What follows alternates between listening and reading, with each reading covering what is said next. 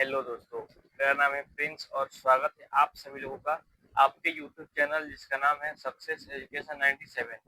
तो कैसे हैं आप लोग? उम्मीद करते हैं बहुत ही बढ़िया होंगे और बहुत ही अच्छी तरीके से बिहार बोर्ड परीक्षा 2027 के लिए क्लास 10 की तैयारी कर रहे होंगे।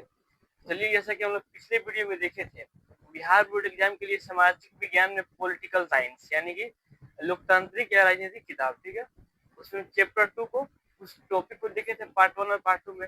और इस वीडियो में यानी कि पार्ट 3 में हम उसके अगले टॉपिक को कुछ देखेंगे और एक एक करके समझेंगे और कोशिश करेंगे कि इस वीडियो में इस चैप्टर को क्या है खत्म कर दे, ठीक है। तो चलिए, वीडियो को ज़्यादा टाइम वेस्ट ना करते हुए वीडियो को शुरू करते हैं। तो वीडियो शुरू करने से पहले अगर आप लोग हमारे चैनल पर नए हैं तो कृपया करके हमारे चैनल को सब्सक्राइब कर लीजिए, वीडियो को लाइक कर दीजिए और कमेंट करिए कि वीडियो आपको कैसा लगा और अपने दोस्तों के पास जरूर शेयर करिएगा। और मेरा एक व्हाट्सएप चैनल भी है, आप लोग उसको फॉलो कर लीजिए। उसमें आपको क्लास 10 से जुड़ी सारी की सारी जानकारियाँ मिल जाएंगी। प्लस में आपको जितना भी हम लेक्चर कराएंगे अपने यूट्यूब चैनल पे, सबका लिंक आपको टाइम से मिलता रहेगा। तो फटाफट से आप लोग उसको सब्सक्राइब कर लीजिए। उसका लिंक आपके डिस्क्रिप्शन बॉक्स में क्या हुआ है, दिया हुआ है।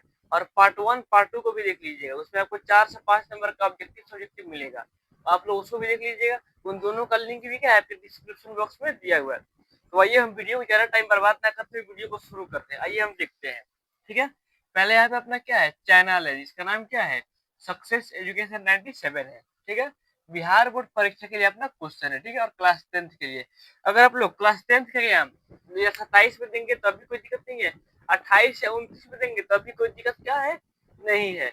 उस तरह से इसको बनाया गया है कि आप लोग 28 के लिए भी पढ़ सकते हैं और 29 के लिए भी पढ़ सकते हैं। 27 के लिए तो है ही है, ठीक है। अपना क्या है सब्जेक्ट SST है, सामाजिक विज्ञान है, ठीक है।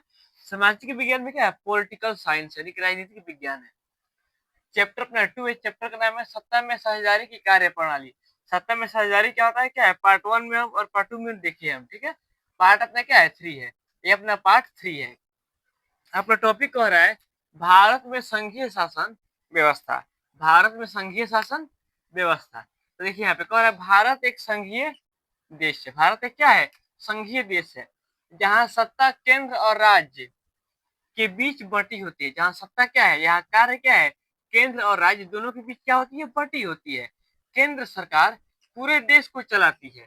केंद्र सरकार क्या है पूरे देश को चलाती है तथा राज्य सरकार 28 राज्य प्लस में 8 केंद्र शासित प्रदेश को अपने राज्यों के लिए कानून बनाते हैं, ठीक है। पूरे देश में क्या है केंद्र सरकार पूरे देश को देखती है, वही राज्य सरकार अपने अपने राज्यों को देखती है और केंद्र शासित प्रदेश को देखती है। केंद्र शासित प्रदेश का मतलब क्या होता है, जहाँ का शासन क्या है खुद केंद्र के पास, जैसे राष्ट्रपति के पास जहाँ का शासन, वहाँ पे मुख्यमंत्री राज्यपाल ये सब कोई नहीं होता है, डायरेक्ट क्या है केंद्र में उसका होता है, उसका जो भी हो, ठीक है। उसी को केंद्र शासित प्रदेश बोलते हैं। इसका इंग्लिश होता है इसका इंग्लिश क्या होता है इंडियन टेरिटरी। क्या होता है इसका इंग्लिश इंडियन टेरिटरी, ठीक है, यानी कि भारतीय केंद्र शासित प्रदेश। आप लोग इसको समझ गए। अब देखिए चलते अगले टॉपिक पे, कह रहा है लिखित और सर्वोच्च संविधान। लिखित और सर्वोच्च संविधान। भारत का संविधान सबसे बड़ा कानून है। भारत का संविधान सबसे बड़ा क्या है कानून है। संविधान के कारण ही क्या है आरक्षण मिलता है, फिर जो भी हो हम विधायक से लड़ जाते हैं, मतलब हम नहीं मतलब लोग लड़ जाता है किसी कारण के लिए, हम अपने हक के लिए लड़ते हैं किसके कारण संविधान के कारण, ठीक है। इसलिए संविधान पढ़ना बहुत जरूरी है।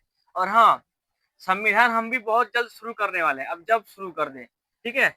संविधान हम एक एक आर्टिकल आर्टिकल 1 से लेकर आर्टिकल 395 तक A to Z आर्टिकल क्या है हम बहुत जल्द शुरू करने वाले हैं संविधान, इसीलिए आप लोग हमारे चैनल को सब्सक्राइब कर लीजिए।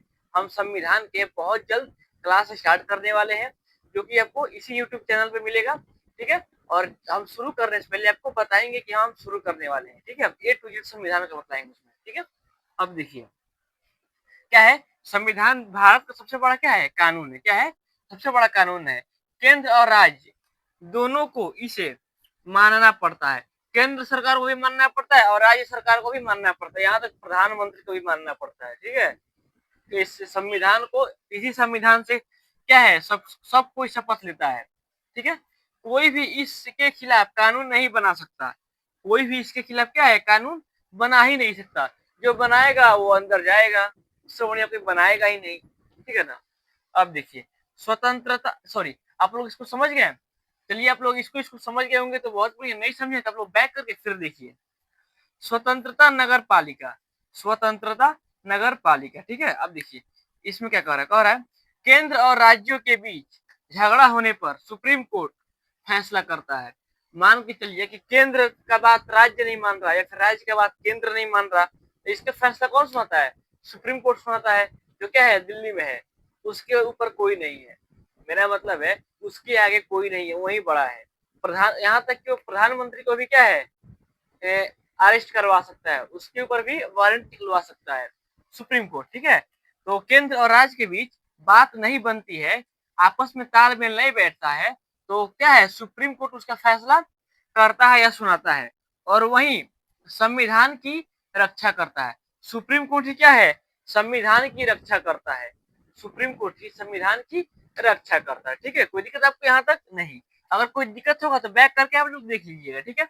अब ले लीजिए आप लोग इसको स्क्रीनशॉट, हो गया। देखते हैं अगला यहाँ पे टॉपिक क्या कह रहा है, भारत में विकेंद्रीकरण। भारत में क्या विकेंद्रीकरण, ठीक है।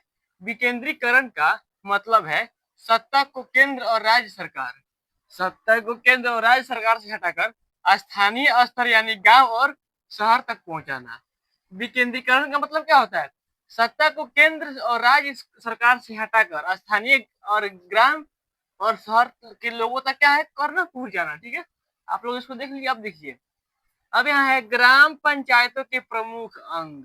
ग्राम पंचायतों के प्रमुख अंग कौन कौन से होते हैं? पहला अपना ग्राम सभा, दूसरा हो गया मुखिया, तीसरा हो गया ग्राम रक्षा दल या फिर दलपति, चौथा हो गया ग्राम कचहरी, ठीक है। अपना चार हो गया। अब चारों को हम अलग अलग डिफिनेशन सॉरी इसका हम देखेंगे कि क्या कौन क्या होता था। यहाँ पे पहले देखेंगे हम ग्राम सभा, ठीक है। देखिए किसी ग्राम पंचायत के क्षेत्र में जितने भी वयस्क मतदान है उन सबको मिलाकर ग्राम सभा बनती है। ग्राम सभा कैसे बनती है? किसी ग्राम पंचायत के क्षेत्र में जितने भी वयस्क मतदाता है उन सबको मिलाकर ग्राम सभा बनती है, ठीक है। उन सबको मिलाकर क्या है ग्राम सभा बनती है। अपन नहीं देखते हैं जब वोट पड़ता है तो मुखिया जी लोग आता है, वार्ड आता है, लोग बोलता है लोग बउआ तनी अपना आधार कार्ड दो, तुम्हारा 18 साल हो गया तो वोटर लिस्ट में नाम जुड़वा दे रहे हैं, नहीं बोलता है लोग। 18+ होगा तो क्या है नाम जुड़ जाएगा और वो आदमी क्या है वोट दे सकता है, ठीक है। अब देखिए अगला टॉपिक यानी कि मुखिया क्या होता है। मुखिया क्या होता है, उसका काम क्या होता है? मुखिया ग्राम पंचायत का प्रमुख और कर्मचारी अधिकारी होता है। इसे गांव का प्रधान भी कहते हैं। मुखिया क्या होता है? गांव का एक प्रधान होता है, जो क्या है कोई भी मतलब प्रॉब्लम होने पे हम लोग क्या है मुखिया के पास जाते हैं। फिर मुखिया का क्या रोड बनवाना हो गया, ठीक है, किसी का इंदिरा आवास पास कराना, यही सब हो गया, ठीक है। मुखिया का क्या कह रहा है? मुखिया ग्राम पंचायत का प्रमुख होता है। क्या होता है? प्रमुख होता है एक तरह से, ठीक है। और कर्मचारी अधिकारी भी होता है, ठीक है। कर्मचारी कोई भी कागज पत्र का काम फंसा तो हम क्या है मुखिया के पास जाते हैं, ठीक है। तो क्या है कर्मचारी अधिकारी भी होता है। इसे गांव का क्या है प्रधान भी कहते हैं। मुखिया को गांव के प्रधान भी बोलते हैं। आप लोग इसको देख लीजिए। अब देखिए अपना है ग्राम रक्षा दल यानी कि गांव का रक्षा दल, ठीक है। ये क्या होता है? ये गांव के आम लोग होते हैं। ये गांव के क्या है आम लोग होते हैं जो पुलिस की मदद से गांव में कानून व्यवस्था और सुरक्षा बनाए रखने का कार्य करते हैं। ग्राम रक्षा दल का काम क्या होता है? ये गांव के नॉर्मल हमारे यहाँ पे तरह लोग होते हैं जो क्या है पुलिस से मिले होते हैं। मेरा मतलब है पुलिस का हेल्प से क्या है गांव में सुरक्षा क्या है सुरक्षा व्यवस्था बनाए रखते हैं। वहां का कानून व्यवस्था क्या है बनाए रखते हैं। इसे आप लोग चौकीदार भी बोल सकते हैं। चौकीदार जो कि गांव में होता है, हर एक गांव में एक चौकीदार होता है, ठीक है। आप लोग उसको चौकीदार भी बोल सकते हैं या फिर जो भी हो नायक भी बोल सकते हैं आप लोग। क्या है जो कि किसी का हेल्प करे, क्या है एक तरह का नायक ही ना है। अब देखिए ग्राम कचहरी, ठीक है। ग्राम कचहरी ये ग्राम पंचायत के स्तर पर बनी न्यायिक संस्था है। ग्राम कचहरी क्या है? ये ग्राम पंचायत के स्तर पर बनी एक न्यायिक संस्था है जिसे हम लोग क्या है पंचायत भवन भी बोलते हैं। हर एक पंचायत में क्या है एक पंचायत भवन होता है कि नहीं होता है? उसी को ग्राम कचहरी भी बोल सकते हैं आप लोग, ठीक है, बोलते भी है। इसका काम गांव के छोटे मोटे दीवानी या फौजदारी झगड़े निपटाने, ताकि हर बात पर लोग क्या है कोर्ट के चक्कर ना कटे, कोर्ट में ना जाए। इसका काम ग्राम कचहरी का काम क्या होता है? गांव का हर एक छोटा मोटा प्रॉब्लम को सॉल्व करना, ठीक है। गांव के छोटा मोटा झगड़ा लड़ाई को सॉल्व करना, उतना बड़ा लेवल का नहीं, मतलब छोटा मोटा जैसे कि भाई भाई में हल्का सा टोना टोनी हो गया उसको क्या है सॉल्व करना ग्राम कचहरी का काम है। इसे गांव में पंचायती भी बोलते हैं। क्या बोलते हैं? पंचायती भी बोलते हैं। जो कहाँ पे होता है? पंचायत भवन में होना चाहिए। अब फिर होता भी, इसे हम लोग ग्राम कचहरी भी लिखते हैं, बोलते हैं अपने गांव देहात की भाषा में। उसको क्या बोलते हैं? पंचायती बोलते हैं। ठीक है, आप लोग समझ गए इसको? उम्मीद करते हैं कि आप लोग इसको बढ़िया से समझ गए होंगे। आप लोग इसको भी ले लीजिए स्क्रीनशॉट। और आज के लिए बस सिर्फ इतना ही।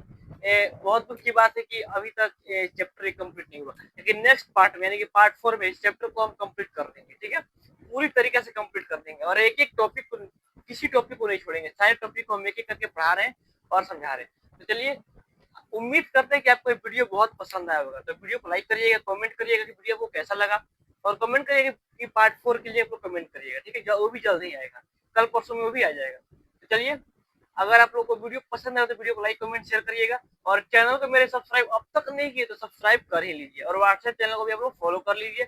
और क्लास 10 से जुड़ी सारी की सारी जानकारी आपको व्हाट्सएप चैनल में आपको मिलती रहेगी, इसलिए आप लोग उसको फॉलो कर लीजिए। और पार्ट 1 पार्ट 2 का लिंक क्या है डिस्क्रिप्शन बॉक्स में है, आप लोग उसको भी देख लीजिए। और व्हाट्सएप चैनल का भी लिंक आपको डिस्क्रिप्शन बॉक्स में ही है। चलिए, मिलते हैं नेक्स्ट वीडियो में, तब तक के लिए बाय, जय हिंद। मस्त रहिए, स्वस्थ रहिए और बढ़िया से पढ़ाई करते रहिए।